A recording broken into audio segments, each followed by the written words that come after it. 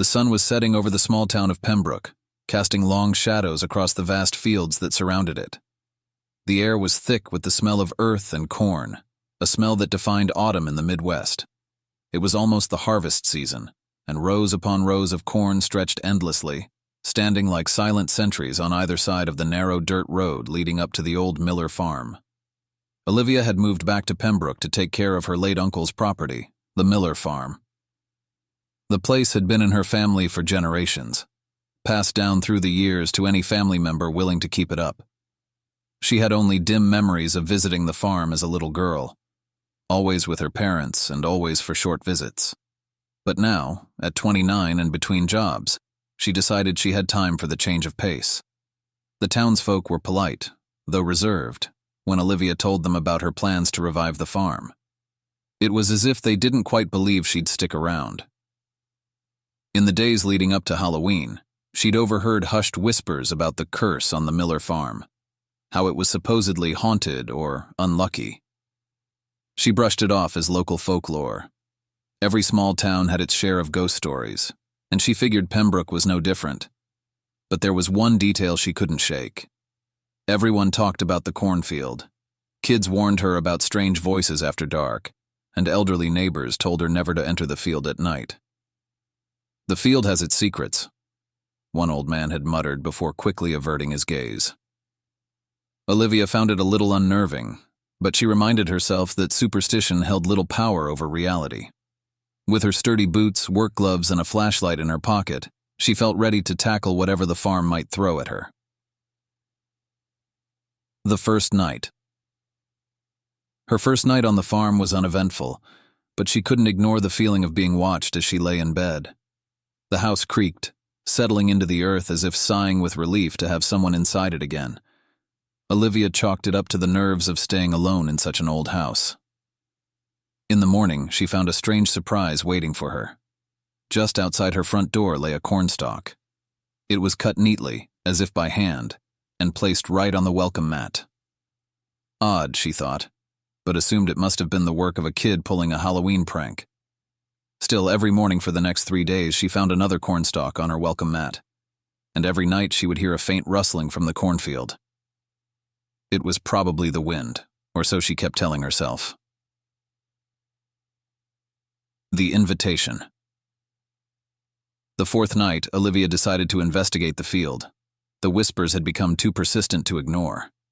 As she stood at the edge of the field, her flashlight cast a weak beam over the tall stalks, their dry leaves hissing softly in the breeze. She took a deep breath and stepped into the field. The rows of corn seemed to close in around her, the stalks whispering in her ear. She could almost make out words, though they seemed jumbled and indistinct, like fragments of sentences spoken in a language she didn't know. "Hello?" she called, feeling foolish. Only silence replied, save for the rustling of the corn. Olivia took a few more steps, the light from her house growing faint behind her. She realized just how easy it would be to get lost out here, with nothing but endless rows of corn in every direction. The air felt colder, sharper, and the whispers grew louder. She was about to turn back when she saw something out of the corner of her eye, a shape just a few rows over. Her flashlight flickered, and she caught a glimpse of a figure standing in the field. But when she pointed the light directly at it, the figure vanished. Her heart pounded as she stumbled back toward the house, suddenly aware of every crackle and creak beneath her feet. She glanced back once and saw nothing but the dark wall of corn, standing as silent as ever. When she reached her front door, there was another cornstalk on her mat. The next day. Olivia went into town the next morning, hoping to shake off the strange experience. At the general store, she ran into Mrs. Abernathy, an elderly woman who had known her uncle well.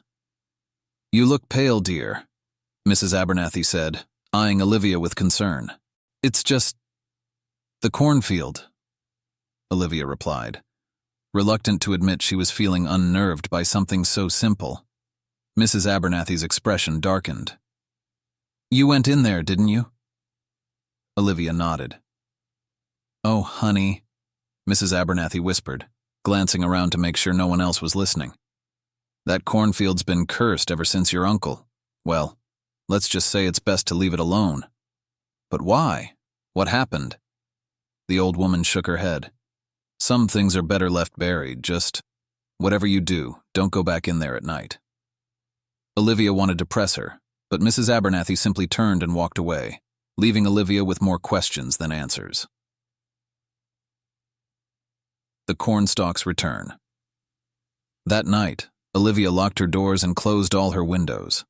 She tried to sleep but was kept awake by the rustling outside her window, louder than ever. Around midnight, she heard the unmistakable sound of footsteps on the porch. Her heart raced. Grabbing her flashlight, she crept to the window and peered out. At first, she saw nothing. But then, in the faint moonlight, she saw them. Figures moving through the cornfield, their bodies swaying in time with the wind. There was something unnatural about the way they moved, as if they were drifting rather than walking. She felt a chill run down her spine and backed away from the window. The footsteps grew louder, moving toward the door. Olivia held her breath, praying they would go away. After what felt like an eternity, the footsteps retreated and the whispering subsided.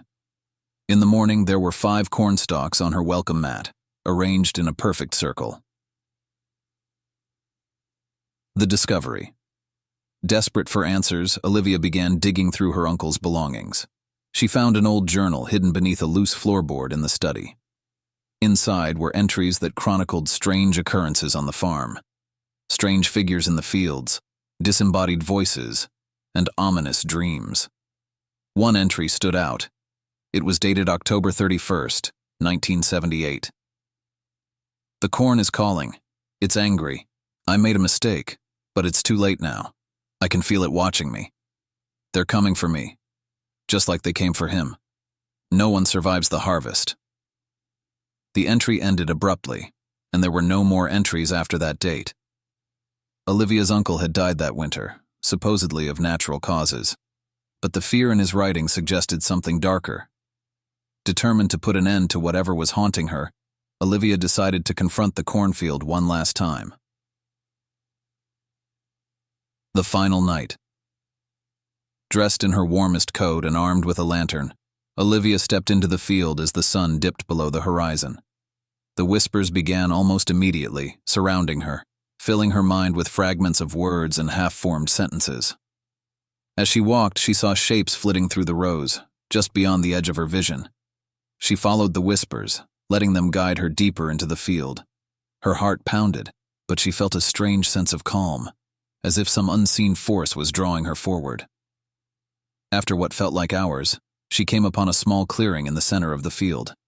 In the moonlight, she saw them, figures, draped in tattered clothes, their faces hidden beneath wide-brimmed hats. They stood in a circle, their heads bowed as if in silent prayer. And at the center of the circle lay a figure, motionless and pale. Olivia's heart skipped a beat as she realized it was her uncle. Before she could react, the figures turned to face her. Their faces were gaunt, with hollow eyes and twisted grins. They raised their arms, pointing at her in unison. "You have come to join the harvest," one of them whispered, its voice a dry rasp like wind through dead leaves. Olivia tried to back away, but her feet felt rooted to the ground. The whispers grew louder, filling her ears, drowning out her thoughts. She felt herself being pulled toward the circle, her body moving of its own accord. As the figures closed in around her, she caught a glimpse of her uncle's journal, lying open on the ground beside him. The last page held a single, scrawled sentence: "The corn must have its sacrifice." In that final, horrifying moment, Olivia understood. The field demanded tribute. Her uncle had escaped the curse by leaving, but now that she had returned, it had claimed her in his place.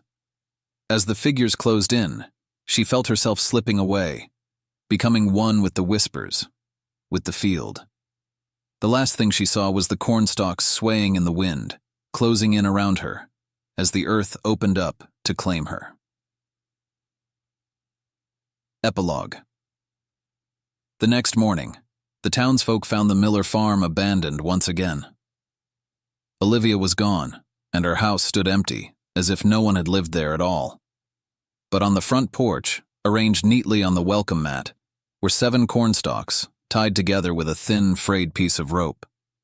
And every night, if you stand on the edge of the field and listen closely, you can still hear the whispers, calling to anyone foolish enough to enter.